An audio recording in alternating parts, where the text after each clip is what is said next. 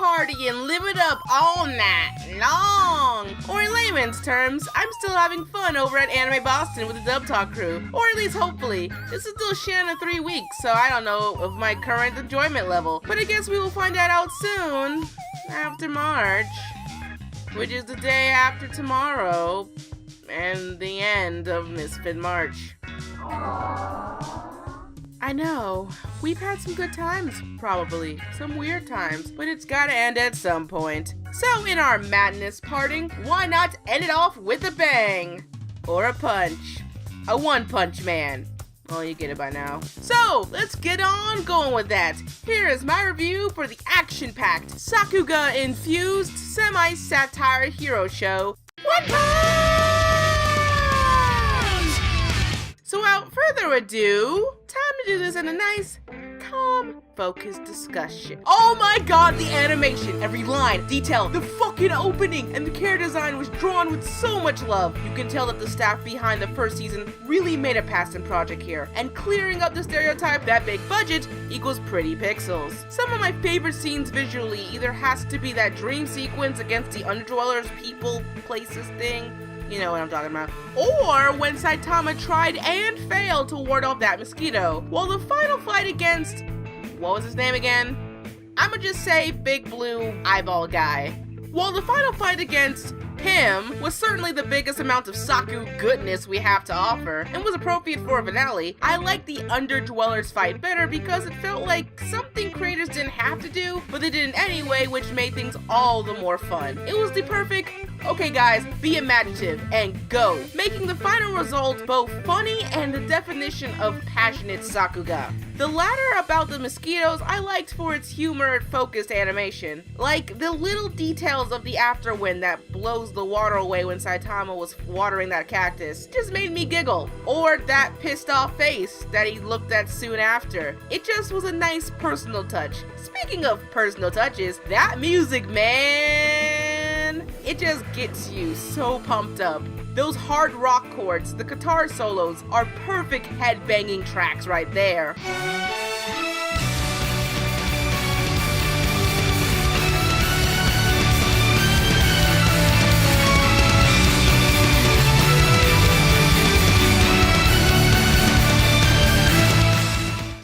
However, I do appreciate the ending theme just as much because it's a good wind-down piece for what we just witnessed. Plus, it reminds me that One Punch Man does have its sit-down moments, which the music that accompanies it feels warm and reassuring. Whether that be the more acoustic guitar pieces during the talks between Genos and Saitama, after that, everyone's bitching about their cars instead of their lives being saved by, oh, I don't know, a meteor heading towards their faces.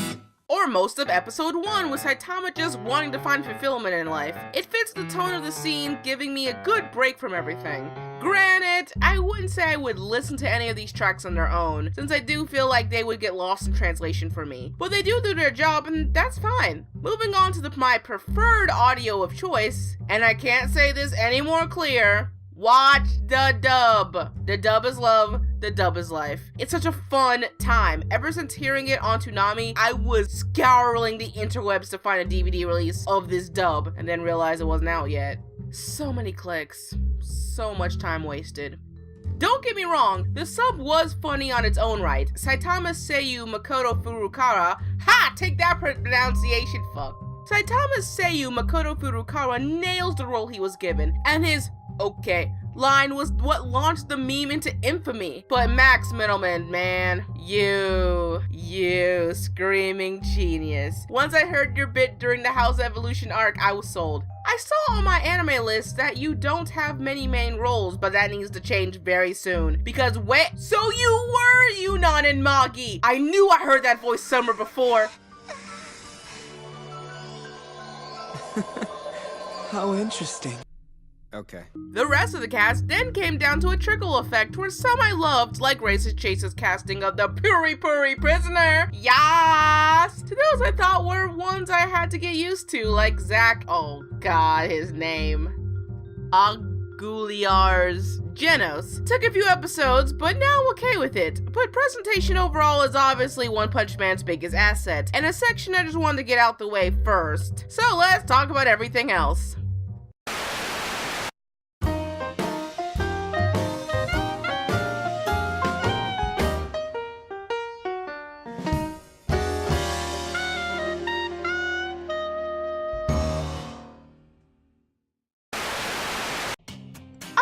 be more interesting review-wise, start with the cons first, in which I can generally think of two that come to mind. Con number 1, and most likely the main issue that I see with One Punch Man. Saitama's connection with the audience is a double-edged sword. Being an OP character comes with a lot of riding obstacles, though it goes without saying that one did a pretty good job at taking the helm of this character type. However, that doesn't mean it works all the time. You see, I personally had trouble sometimes on whether to connect to Saitama as either a character just wanting to get his recognition that he actually deserves, or simply an omnipotent background character who only comes in at the end to clean up and make some witty dialogue that just happens to spark a thought into the denizens around him, and wash with repeat. That's the balancing act here. Character-wise, I love how he's portrayed as someone who does not give two fucks about people or the environment as long as it doesn't take away from his hobby. But because he's written the way he is, because he's supposed to be the OP hero no one expected him to be, creates an inevitable,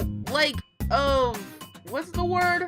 Monotony. That's right, monotony upon the viewer. And yes, it is a common worry amongst the fandom that sometimes Saitama's interactions are kinda predictable, and not just the fight outcome, but how it's handled. The villain will realize that he wasn't even trying that hard, and dies or loses frustrated upon seeing another power beyond their comprehension. Again, the way it's executed by the author is marvelous, yet can't leave me wanting more at times. Despite that this whole thing is supposed to be the point to Saitama's character arc, the issues also work in tandem with the other main con I have. Con number 2, which is more of a modern anime problem to be honest, is that the background civilians are a little too mean-spirited for my taste. I'm talking specifically about the reactions these so-called people of Alphabet Town treat our heroes. Look, I get it, it's a social commentary about business culture being too overtaken in the realms of ramen land. But my god, if a meteor is about to strike me in the face, the first thing I wouldn't be thinking about is how my red pointed Lamborghini is going to be parked lifelessly in the driveway. I guess some people haven't heard of YOLO. But to such an extent, it's no wonder a bunch of S-rank heroes just fuck off with things because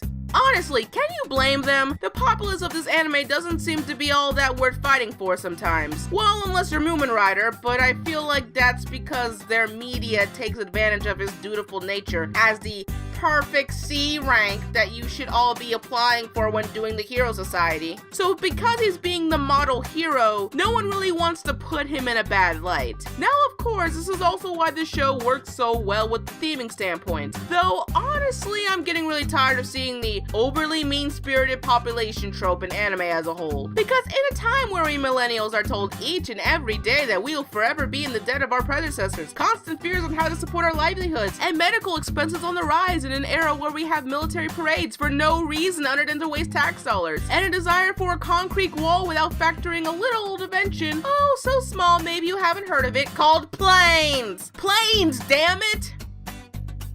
I'm sorry, a lot of things have been getting to me, my coming of age and the channel and, whatever. I can see why I've been on such a slice of life binge right now, needing all that healing in my life.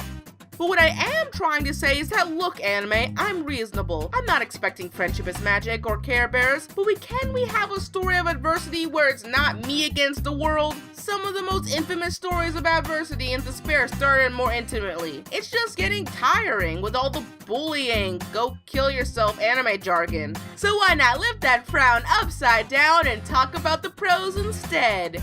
Segway! Okay, obviously the supporting cast is one of, if not the best part of the show. The fact that one designed a premise in which Saitama took more of a back seat in his own bubble of social commentary reflected on everyone else is ingenious. There are so many heroes. I mean, many heroes, but I can remember so many of them because of how they were written or designed. Just look at Metal Bat and Child Emperor here. Clearly some of the more normal designs, but their involvement in the series anime or manga-wise is wonderful. I love the Dogman guy, Puri Puri Prisoner, Tornado Girl, and Bon of course are some of my favorites. Amari Mask can go fuck himself. Genos takes the Sasuke approach to storytelling, only to make it more funny and heartwarming by the end. Beat Class head honcho Fubuki is a great one who had a fun character arc throughout the series. King, actually kind of an asshole, but sometimes has a few good moments or two. Amari Mask can still go fuck himself. And this show wouldn't be the same without you, Moomin Rider. I love this cast. God, I do. Another pro to this series is how the social commentary is utilized. One's biggest strength to Saitama's persona is intertwined with the social strife of his personal journey to find the real fight and be outcasted by a society who really doesn't know what they're missing, as we've stated earlier. All the while making the explanations not really a smack in the face. It never felt preachy, sometimes exposition-y, but never preachy. A perfect example was during that whole Sea King thing when that one-looking internet troll decided to downplay the victory of our heroes. Did that scene kinda play out in a manner that fits to one of my cons about society going out of their way to be mean-spirited? Yeah, but the follow-up still kept things together. Saitama's situation works just well enough for the epilogue of that fight to go how it did. But nothing I think would come together so well in the series if it weren't for the final major pro to One Punch Man. It's funny, really funny. Laughter is subjective. I'm a simple girl with simple needs. So when you bring on the funny in a way that also brings up everything else, then you got one loyal watcher in yours truly. I don't think One Punch Man could have worked better without the funny being the glue that held everything together. I mean, if you want to get technical, this is a digital work, so glue is in more terms of computer pixels, and the bindings would be, oh, I don't know, tears of passionate, long-houred work editors whose fluids could fill my coffee cup in an hour. Man, that got weird. One Punch Man truly is a rare occurrence where a man of one, named One, used his vast web connections to produce something that only could be described as Sakuga, the anime. But it does more than be pretty. It's funny, thoughtful, and brimming with powerful moments. And the fact that it's getting the time to work out a second season, which is soon to be on the way, then that really shows the fruit of the crew's labor. So after some consideration and count 'em, One Punch! Now the joke's getting old. I award, well, you know, with a recommendation to buy it when it's relatively available to you in your country, and a watchability rating of PG-13. But who am I kidding? Was it gonna get anything higher? Your mother's cow could tell it was gonna reflect this.